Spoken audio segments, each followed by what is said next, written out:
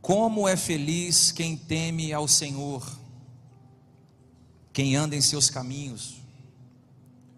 Você comerá do fruto do seu trabalho e será feliz e próspero. Sua mulher será como videira frutífera em sua casa. Seus filhos serão como brotos de oliveira ao redor da sua mesa. Assim será abençoado o homem que teme ao Senhor. Pode se assentar.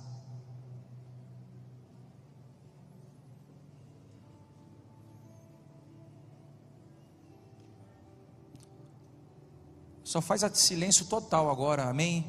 Eu quero que só você reaja no glória, no aleluia. Você vai mandando aleluia para cá, glória para cá. Vai saindo revelação daqui para aí. Deixa os pingos ligados das luzes. Eu já falei lá no recado. Olha para mim aqui, olha para mim aqui. Você vai mandando glória para cá e vai chegando bênção aí. Quem está entendendo isso aqui?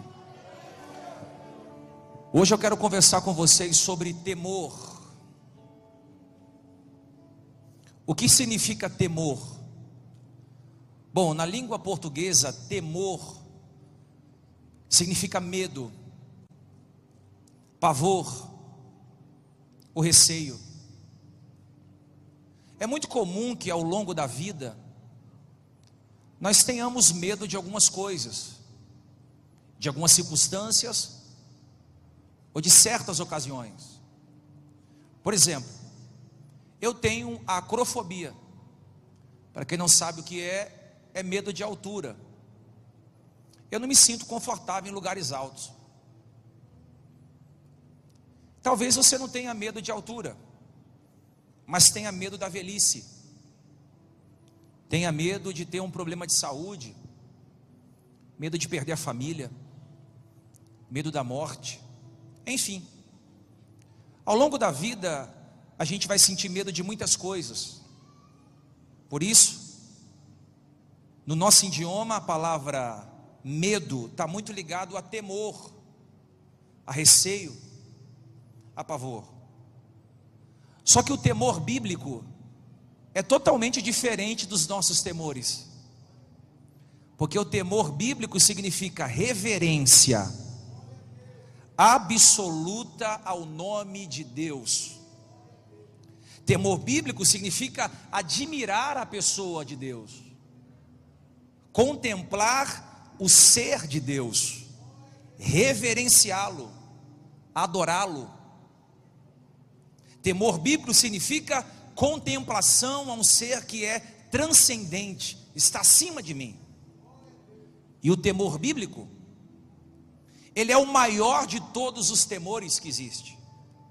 O profeta Isaías, no capítulo 8, no versículo 13, diz que o Senhor dos exércitos é quem vocês devem considerar santo. É a Ele quem vocês devem temer, dele é quem vocês devem ter pavor. Salmo 147, versículo 11, o Senhor se agrada dos que o temem, dos que depositam a esperança no seu amor leal. Salmo 103, versículo 13, como um pai tem compaixão dos seus filhos, assim o Senhor tem compaixão daqueles que o temem. Salmo 115, versículo 11, vocês que temem ao Senhor, confiem no Senhor, Ele é o seu socorro e o seu escudo. Salmo 145, versículo 19, Ele realiza os desejos daqueles que o temem, ouve-os gritar por socorro e os salva. Provérbios 10 e 27, o temor ao Senhor prolonga a vida, mas a vida do ímpio é abreviada. Salmo 86, versículo 11, dá-me um coração inteiramente fiel, para que tema o teu nome. O proverbiano de Salomão diz que o temor ao Senhor é o princípio de toda sabedoria. Esse temor que eu estou dizendo é um temor bíblico. É um temor que nós colocamos a nossa confiança em Deus. Nós adoramos, contemplamos, evidenciamos a sua pessoa. E esse é o maior de todos os temores. Mas estudando um pouco mais a palavra temor, eu descobri uma tradução na língua hebraica que abalou a estrutura do meu ser. Temor, no hebraico, significa Irê. Irê. E a palavra irê tem origem na palavra hebraica lirote. Lirote, que significa ver, enxergar. Temor vem da palavra irê, da etimologia da palavra lirote, que significa ver, enxergar. O que isso significa, pastor? Que temor é ver Deus me vendo. Eu quero que você repita isso comigo. Temor é ver Deus me vendo. Você nunca vai esquecer essa tradução. Mais uma vez, repita comigo. Temor é ver Deus me vendo. O problema não é Deus me ver, porque Deus está me vendo. Você acha que Deus não sabe o que você está passando? Você acha que Deus não sabe o que você está sentindo? Você acha que Deus não sabe as adversidades e as lutas que você tem enfrentado na sua casa, no seu casamento, no seu ministério, no seu trabalho, com a sua família, com os seus filhos? Deus sabe de todas as coisas, Deus vê todas as coisas, e Ele está dizendo: eu sei de tudo, vejo tudo e contemplo tudo. Eu sei tudo o que está acontecendo nos bastidores da sua vida, porque eu escuto conversas que você não escuta, e eu vejo o que você não vê. Eu sei quem está tramando pelas tuas costas, eu sei quem está falando mal de você, eu sei o que estão fazendo contra ti para parar o agir de Deus na sua vida. Eu sei, Deus sabe todas as coisas, porque Deus está vendo. A Bíblia diz em Provérbios 15, versículo 13: os olhos do Senhor estão sobre toda parte da terra, observando os maus e os bons. Apocalipse 19 diz que os seus olhos são como chamas de fogo. Gênesis 16, Abraão diz que Deus é o Deus que tudo vê. O problema não é Deus me ver, porque eu tenho certeza que Ele está me vendo. A grande questão é eu ver Deus me vendo. É eu saber que Ele está me vendo. Você já parou para pensar se nós vivêssemos com a consciência de que tudo que eu faço, Deus está me vendo? Você já parou para pensar que Deus está muito mais preocupado com quem eu sou nos bastidores da vida do que com quem eu sou na frente das pessoas? Deus está muito mais preocupado com quem você é quando ninguém está vendo do que quando as pessoas estão te observando. Deus está muito mais preocupado comigo em saber quem eu sou longe da minha esposa, dos meus filhos, da minha igreja. Deus está preocupado em saber quem você é longe da sua namorada, longe dos seus pais, longe do seu pastor, longe da sua esposa, longe da sua família, longe da sua igreja. Deus está muito mais preocupado em saber quem você é por detrás das pessoas do que pela frente das pessoas. Porque pela frente das pessoas podemos ser uma coisa, mas por detrás delas podemos ser outra pessoa totalmente diferente. Por isso o temor é importante.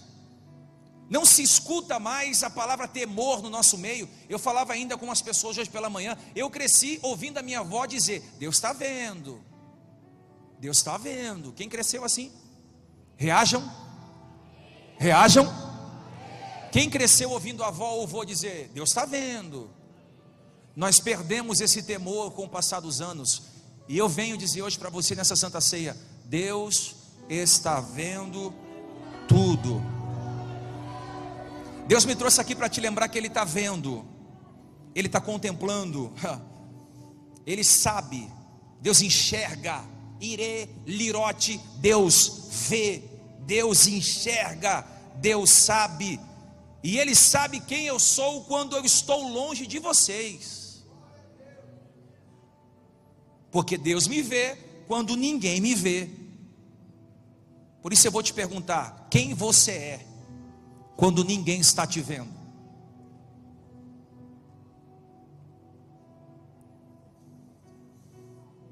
Se você quer ter uma vida bem-sucedida,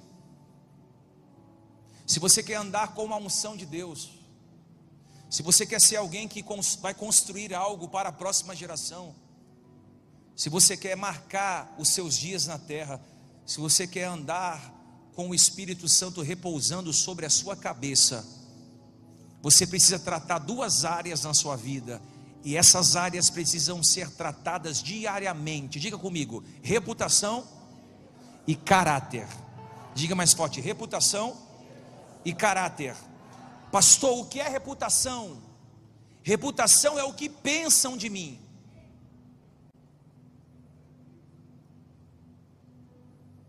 Cá para nós, o que as pessoas pensam ao nosso respeito muda o tempo inteiro. Um dia elas te amam, outro dia elas te odeiam. Um dia você é a melhor pessoa, outro dia você é um zero à esquerda. Um dia você é aplaudido, no outro dia você é vaiado, porque a opinião das pessoas ao nosso respeito muda o tempo inteiro. Reputação é o que pensam de mim, caráter é o que Deus sabe de mim. E a opinião acerca do Diego não muda quando Deus acorda pela manhã, porque a Bíblia diz que ele nem dorme. Deus não pensa acerca de mim, Deus sabe acerca de mim. O profeta diz que os pensamentos dele são maiores, os caminhos dele são extraordinários, e os pensamentos que Deus tem ao nosso respeito são pensamentos de paz. Não importa o que estão dizendo de você, não importa o que estão falando a seu respeito, não importa se colocaram teu nome na boca da fofoca, não importa se estão tramando contra você, não importa se você está sendo aplaudido, criticado, vaiado, o importante é que Deus sabe, e Deus sabe quem você é, Deus sabe quem você é, Ele sabe.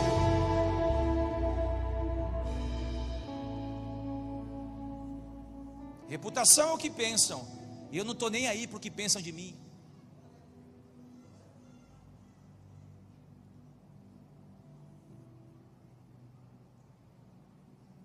Você não tem que estar nem aí para o que pensam de você. Eu não estou dizendo que você não tenha que construir reputação, porque mais vale o bom nome, Salomão diz, do que qualquer outra coisa. Eu estou dizendo que se você for pela opinião dos outros, você fica estagnado, você não anda. Deus sabe a nosso respeito. E o que Deus sabe de você que ninguém sabe? O que Deus viu você fazer que ninguém viu? Porque eu tenho que tomar muito cuidado para não ser aplaudido pelas massas e ser vaiado pelo céu. Eu tenho que tomar muito cuidado para não ser aplaudido pelas multidões e rejeitado pelos céus. Como eu posso estar sendo vaiado pelas multidões e ser aplaudido pelo céu? Porque às vezes um homem está indo contra você, mas você está no caminho certo, falando a verdade, pregando a verdade, ensinando o caminho, comprando e pagando, sendo fiel à sua família, sendo fiel aos seus princípios, sendo fiel à pureza da sua santidade. Os homens dizem, isso aí é coisa ultrapassada. O céu diz, está no caminho certo, está no caminho certo. Levanta suas mãos, eu vou profetizar. Deus vai aumentar o nosso nível de reputação e vai aumentar o nosso nível de caráter. Aleluia. Deus vai aumentar o nosso nível de caráter, porque aonde Ele vai nos colocar, só estaremos lá permanentemente, porque o caráter vai sustentar a porta aberta.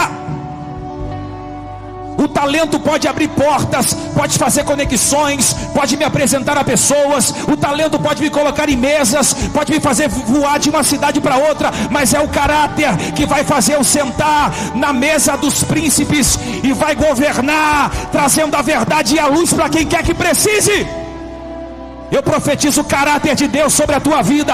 Eu profetizo o caráter de Deus sobre o teu ministério. Eu profetizo aquilo que Paulo profetizou. Nós seremos a imagem e a semelhança de Cristo Jesus. Chacoalha 3 ou 4 pessoas e diga assim para ela: eu profetizo a imagem e a semelhança de Cristo Jesus em você.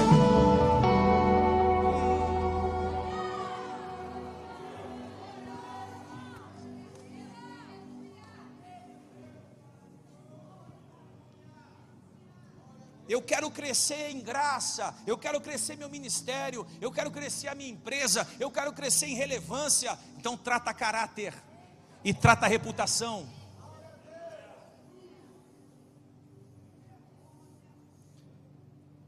Arthur Schopenhauer declarou: os homens mostram seu caráter de maneira clara quando não estão sendo observados. Reforço a pergunta para gravar na sua mente: quem você é quando ninguém está te vendo? E como andam os bastidores da sua vida? Eu quero analisar com vocês a biografia de um dos homens mais extraordinários da Bíblia, que se chama Moisés. A Bíblia diz em Êxodo 2, versículo 11. Êxodo 2, versículo 11. Que certo dia, Moisés, já adulto, foi a um lugar onde estavam os seus irmãos hebreus e descobriu como era pesado o trabalho que eles realizavam.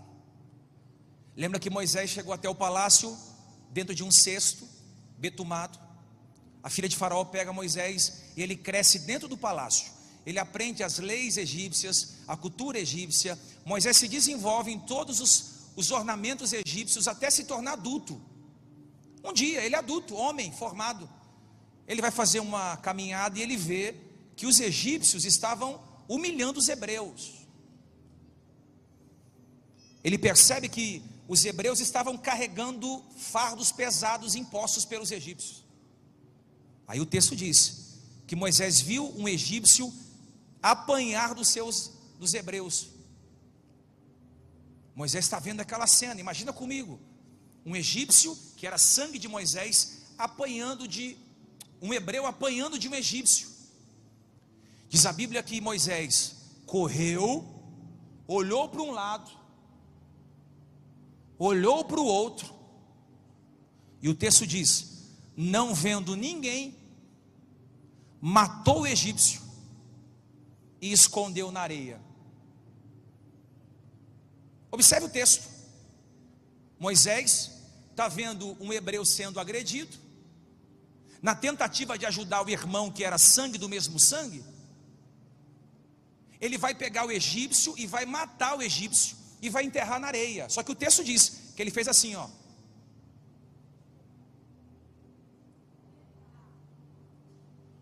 Você já fez isso?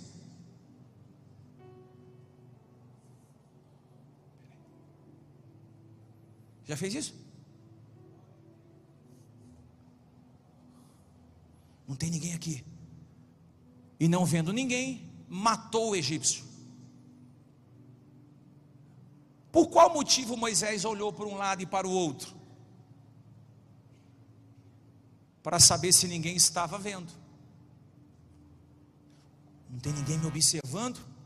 Ele foi e matou o egípcio. Você acha que se houvesse testemunhas, Moisés tinha matado aquele egípcio?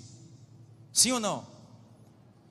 Moisés só matou o egípcio porque ele pensou consigo: ninguém está me vendo. E muitas vezes nós agimos da mesma forma. Estamos sendo uma pessoa na frente dos outros e outra pessoa por detrás das outras. Ninguém está me vendo, então eu posso fazer. Ninguém está me vendo, então eu posso falar. Ninguém está me vendo, então eu vou acessar. Ninguém está me vendo, então eu vou assistir. Eu vou fazer, eu vou consumir. Olha aqui, ó. Se você não tem coragem de assistir aquele filme que você assiste na presença da sua esposa, da sua filha, você também não pode assistir sozinho. Aleluia, aleluia. Isso aqui vai pegar, vai pegar. Se você não tem coragem de fazer na frente dos outros o que você faz sozinho, você não deve fazer. Ele só matou o egípcio porque não tinha ninguém olhando para ele. E muitas vezes as coisas erradas que nós estamos fazendo, nós temos a certeza que ninguém vai ver.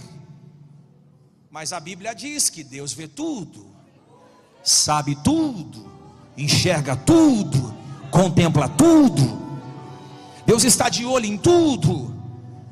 Há quem diga que Moisés enterrou o egípcio na areia. Há quem diga, é só suposição biblista, que Moisés esqueceu o dedão para fora do egípcio. Porque não existe pecado perfeito. Por mais experiente que você seja no requisito pecado, não existe pecado perfeito. Uma hora ou outra você vai ser descoberto. Eu vou falar. Uma hora ou outra Deus vai levantar o tapete e vai mostrar a sujeira. Parou glória, parou aleluia, parou louvor. Por isso não subestime o altar de Deus. Vamos comigo, vamos comigo. Não subestime o altar de Deus. Você pode até pecar lá fora, mas quando você entrar aqui dentro, você vai ter a sensação: Deus viu, Deus sabe, Deus enxergou. A função pastoral é exortação, consolo e edificação. A nossa função é mostrar para você que o pecado vai te levar à morte e que o salário dele é a sepultura aberta. Receba essa palavra no seu coração. Eu não vou deixar você pecar confortavelmente. Pastor, mas a igreja é nova. A igreja é nova, mas a palavra é antiga. Pastor, mas aqui é tudo moderno, mas o evangelho não se moderniza. Eu vim profetizar: teu namoro tem que voltar a ser santo, teu casamento tem que voltar a ser santo, teu ministério tem que voltar a ser santo, para que a Bíblia se realize e se cumpra na tua vida. Santifica hoje e amanhã farei milagres e maravilhas ao teu favor. Quem pode adorar, levante as suas mãos. Deus está vendo esse namoro, Deus está vendo esse noivado, Deus está vendo o que você está fazendo lá na empresa, Deus está vendo o que você faz longe da sua mulher, Deus está vendo o que você faz longe do seu marido, Deus está vendo o que você faz longe dos seus pais. Os olhos de Deus estão sobre toda a terra.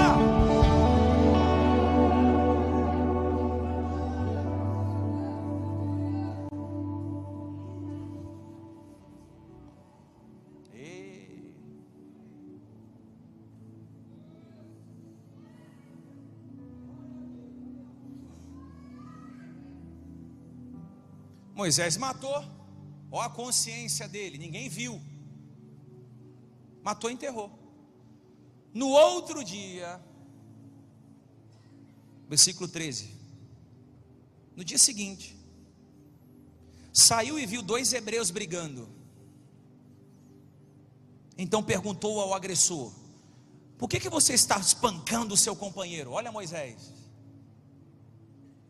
por que você está batendo no seu companheiro? O que tem de gente querendo dar lição de moral nos outros, com coisas enterradas na areia, não é brincadeira não. O que tem de gente com coisas enterradas na areia, querendo apontar o dedo, se enxerga. Ah, você viu lá fulano? Olha para você. Quando eu vejo alguém, irmão, eu vou falar, irmão, quando eu vejo alguém com tara no pecado do outro, pode saber que existe alguém que está com um problema desse lado aqui, ó. Porque quem se enxerga não fica apedrejando ninguém. Quem se enxerga não fica tentando mudar a vida dos outros. Quem se enxerga não fica apedrejando ninguém. Quem se enxerga só acende a candeia, a luz ali, ó. Oh, quem é vocês aqui para bater nesse cara aqui? Moisés tinha matado um cara no dia anterior, mas está apontando o dedo e acusando os outros. Fala a verdade, o que tem de gente querendo apontar pecado na gente, sabendo que tem pecado também. Oh, quem está entendendo? Aí ele pensou que ninguém viu, ele pensou que ninguém. Aí o homem respondeu: quem o nomeou líder e juiz sobre nós? Quer matar-me como matou o egípcio? Aí o texto diz: Moisés teve medo e pensou: com certeza, tudo já foi descoberto. Eu imagino que ele foi para casa pensando: como é que descobriram se não tinha ninguém ali? Caramba, como é que descobriram? Eu acessei, ninguém viu, não tinha ninguém na sala. Caramba, não tinha ninguém. Quando eu dei a carona para ele, quando eu dei aquela carona para ela, quando eu falei aquilo, não tinha ninguém. Deus viu, Deus enxerga, Deus sabe. Você pode apagar o histórico toda noite, você pode fazer coisas escondidas. O meu Deus vê todas as coisas. Por isso que temor é eu ver Deus me vendo. Vai pecar? Lembra disso, Deus está me vendo. Vai mentir? Lembra disso, Deus está me vendo. Vai postar alguma coisa que não edifica? Deus está me vendo. Vai fazer alguma coisa que vai comprometer seu futuro? Deus está me vendo. Deus está me vendo, e por isso eu vou crescer na graça e no conhecimento do nosso Senhor Jesus Cristo. Eu vou falar algo pesado: se você não tratar o teu caráter, a casa vai cair. Eu sei que não vai ter aleluia, mas tá tranquilo. Diz para o irmão: se não tratar caráter, a casa vai cair. Se não tratar caráter, a casa vai perder família, vai perder ministério, vai perder empresa, vai perder relacionamento, vai perder amigos, vai perder tudo, porque Deus é longânimo, Ele vai te dando corda, a fim de que você se arrependa. E Ele me usa hoje para dizer para alguém: coloca a tua vida no altar de Deus antes que seja tarde demais. Eu vou te dar uma unção para você vencer nos bastidores da sua vida. Pastor, não consigo. Deus vai te ajudar. Pastor, eu estou tombando na mesma área. Deus vai te levantar. Deus vai te dar uma unção poderosa para você vencer no escuro. Deus vai te dar uma unção poderosa para você vencer aonde ninguém está vendo, para você triunfar aonde as pessoas não conseguem enxergar. Aleluia. Olha Moisés aqui, ó. Não tem ninguém, vou pegar, não tem ninguém.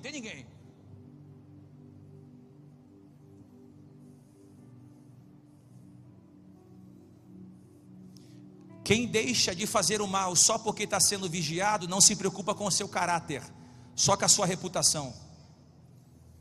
Eu vou te falar algo aqui que você nunca vai esquecer. O que eu sou na luz determina a minha credibilidade. Na luz. O que eu sou no escuro determina a minha autoridade. O que eu sou aqui, ó, é credibilidade. Mas o que eu sou aos olhos, longe das pessoas, o que eu sou no escuro, nos bastidores, determina a minha autoridade. Quer crescer em autoridade? Trabalhe os bastidores da sua vida. Quando você estiver sozinho, o que você fala, o que você acessa, o que você consome, o que você fala, aonde você vai, você trabalha nos bastidores, sua autoridade vai subindo. Por isso, tem pessoas que nascem na igreja, tomam ceia, dizimam, oferta, é pastor, presbítero, bispo, apóstolo, o que for, mas não tem coragem de expulsar um demônio. Pergunta por quê? Tem culpa no cartório. Eu vou te ensinar aqui, para você que é minha ovelha.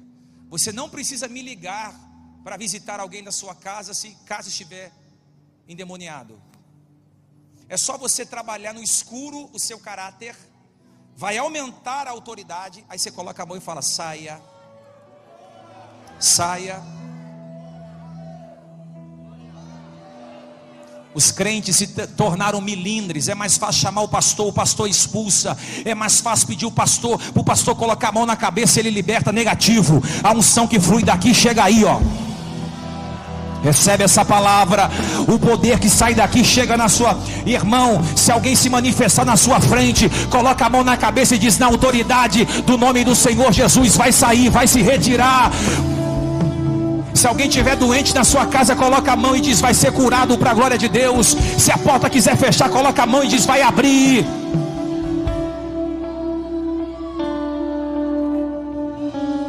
Autoridade. Autoridade. Quem tem autoridade é diferente. Você quer ver uma coisa? Ó?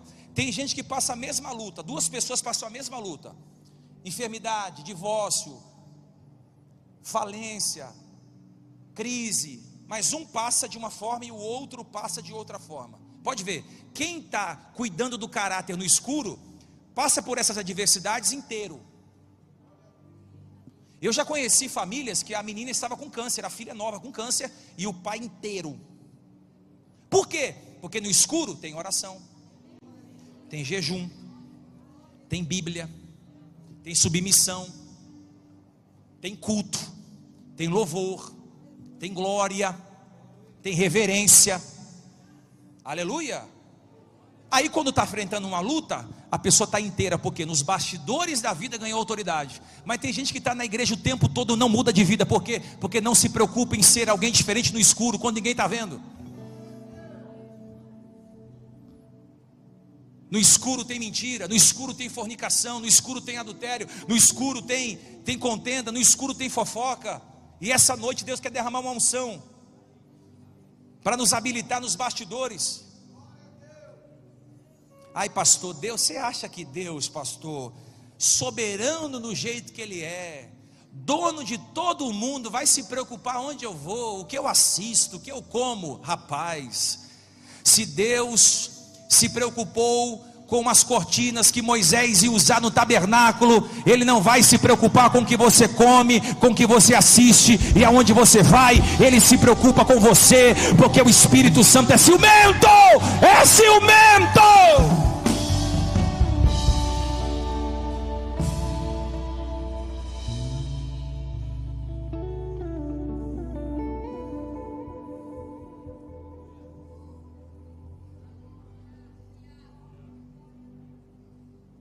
Diante dos homens precisamos de reputação, porque traz credibilidade. Mas diante de Deus, o que vale é o caráter. E aí que vem a palavra autoridade. Vou mergulhar em mais um personagem bíblico. Gênesis 39, versículos 7 ao 12. Depois disso, depois de certo tempo, a mulher do seu senhor começou a cobiçá-lo e a convidou: venha, deite-se comigo. Mas ele se recusou e lhe disse: meu senhor não se preocupa com coisa alguma de sua casa, e tudo o que tem deixou em meus cuidados. A Bíblia diz que José era o mordomo da casa de Potifar, e tudo o que Potifar tinha, ele colocou nas mãos de José para governar a casa. A mulher de Potifar, bonita, elegante, sensual, perigóspel, aquelas crentes de Instagram que só o Senhor, só o sangue do Senhor Jesus. Ela falou: nossa, esse irmãozinho é crente, né? Vou dar em cima dele. Casada. O texto diz que ela ficou em cima do cara, e ele dizendo: não, eu não posso fazer nada com você, o seu marido me confiou a casa toda, ele me deu honra, ele honrou a minha vida, eu não posso tocar na sua vida, ninguém está acima dessa casa, a não ser eu, ele não me negou nada, a não ser a senhora, porque é a mulher dele. Olha que coisa extraordinária, como poderia eu cometer algo tão perverso e pecar contra Deus? Assim, embora ela insistisse com José dia após dia, diz para o irmão: a tentação vai insistir na sua queda, dia após dia. Mas ele se recusava a se deitar com ela, e evitava ficar perto dela. Ele se recusava e evitava. Um dia, diga bem forte: cuidado, haverá um dia que a tentação será maior. Um dia ele entrou na casa para fazer suas tarefas e nenhum dos empregados estava ali. A mulher astuta deu folga para o padeiro, para o copeiro, para o garçom, para o manobrista, para o segurança, para a faxineira, para a diarista, deixou a casa sozinha. Olha a astúcia da mulher de Potifar. Vai ficar sozinho, ele vai chegar para trabalhar, quando ele bater o ponto, eu grudo nele. Estou toda arrepiada, aleluia. Diz o texto que um dia ele entrou para fazer as suas tarefas e não tinha ninguém ali, não tinha, irmão, ela correu para cima dele, pegou no manto dele e falou: agora você é meu. Ele disse: não posso. Como assim, José? Está todo mundo de folga hoje? Não posso. Tem alguém aqui? Não, José, não tem ninguém. Dei folga para o padeiro, para a copeira, para a diarista, para o segurança. Tem alguém aqui, eu não posso. Não, José, não estou vendo ninguém aqui. Tem alguém aqui. Quem está aqui, José? O Deus dos meus pais. A Bíblia diz que ele saiu e correu daquela mulher, porque aquela mulher queria derrubá-lo. Ele não caiu em pecado, porque ele sabia as histórias que o seu pai contava para ele, dizendo: José, Deus sabe, José, Deus vê, José, Deus viu, José, Deus enxerga. Eu vou dizer para você: o diabo quer te derrubar, ele quer te dar uma rasteira, quer envergonhar teu ministério, quer destruir a tua chamada, mas o temor do Senhor vai fazer você ficar de pé para a glória de Deus Pai Todo-Poderoso.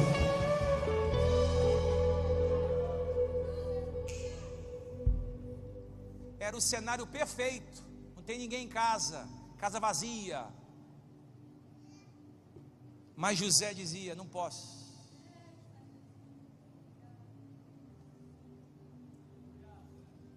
A mulher fica tão indignada com isso, que quando os funcionários retornaram para o trabalho, ela disse: aquele homem lá, tentou abusar de mim, e ele é preso injustamente. Porque existe um preço a ser pago quando você é fiel. Tem gente dormindo, olha para mim aqui. Existe um preço a ser pago quando você se santifica. Existe um preço a ser pago quando você quer um namoro santo, um compromisso com Deus, uma responsabilidade com a igreja. Existe um preço a ser pago quando você diz não. O cara vai preso, 2 anos preso. Imagina ele, 2 anos preso. Emagreceu além da conta, a barba cresce, unha cresce, ele fica como um mendigo dentro da cadeia.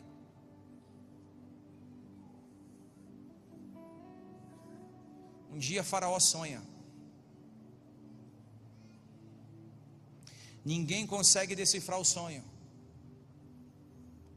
E aí teve a história do copeiro e do padeiro. Foram falar para Faraó que tinha alguém na cadeia que decifrava sonho. Mandaram chamar José, porque uma hora vem a honra,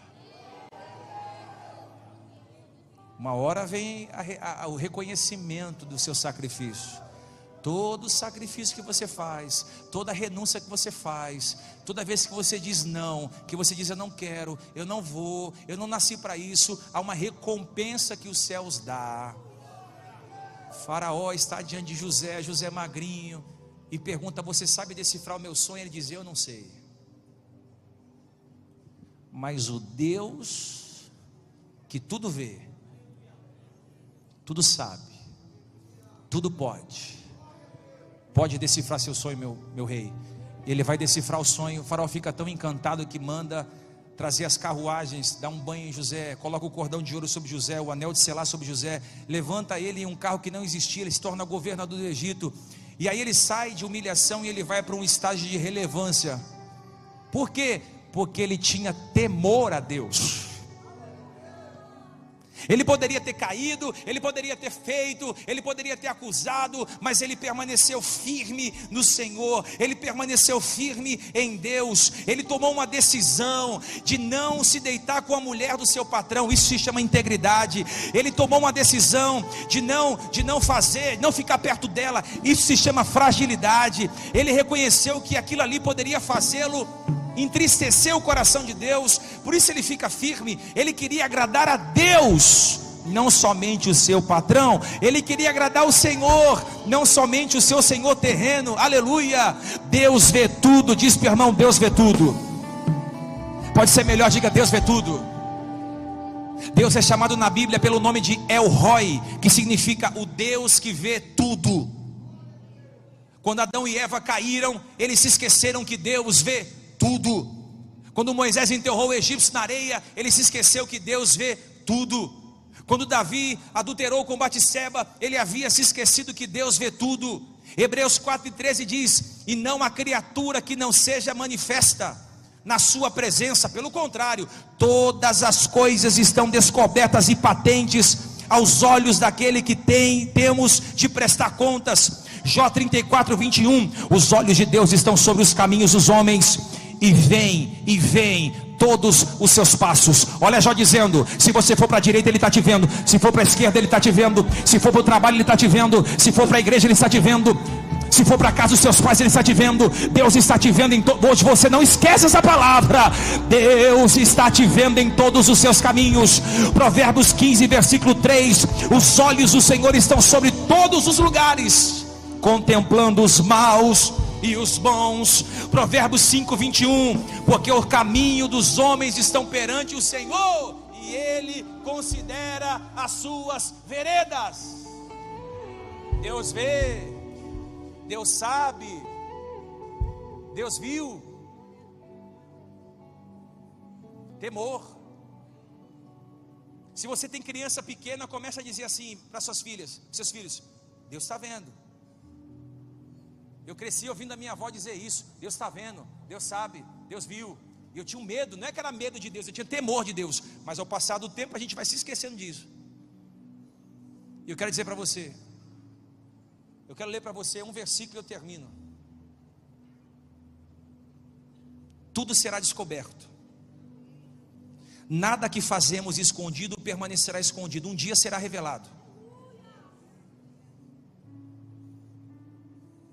Jesus disse: não temas, pois nada há encoberto que não venha a ser revelado, nem oculto que não venha a ser conhecido.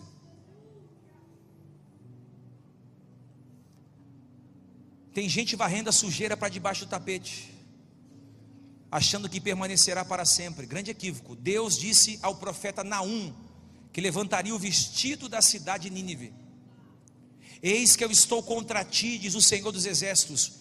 Levantarei as abas de tua saia sobre o teu rosto, e mostrarei às nações a tua nudez, e os reinos e as tuas vergonhas. Ou seja, Deus está dizendo: ou você muda e se arrepende, ou eu vou levantar o vestido.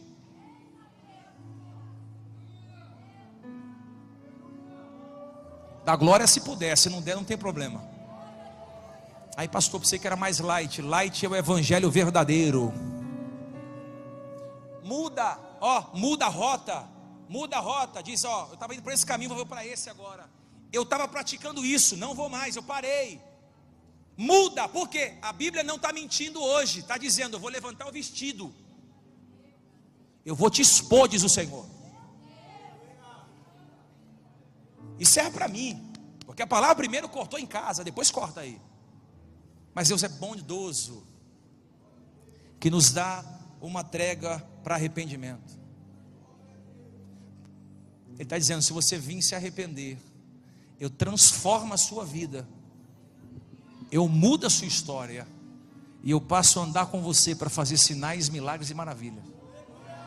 Vem, oferta hoje o seu escuro nas minhas mãos, oferta os seus bastidores nas minhas mãos, e eu vou transformar o que está nos bastidores, e eu vou aumentar o seu nível de autoridade, porque o diabo quer tirar a sua autoridade. Eu conheço pastor que não tem autoridade, líder que não tem autoridade, músico que não tem autoridade. Eu conheço muita gente que está na igreja, mas não tem autoridade. Por quê? Porque não trabalha no bastidor. Mas Deus quer tratar isso em nós.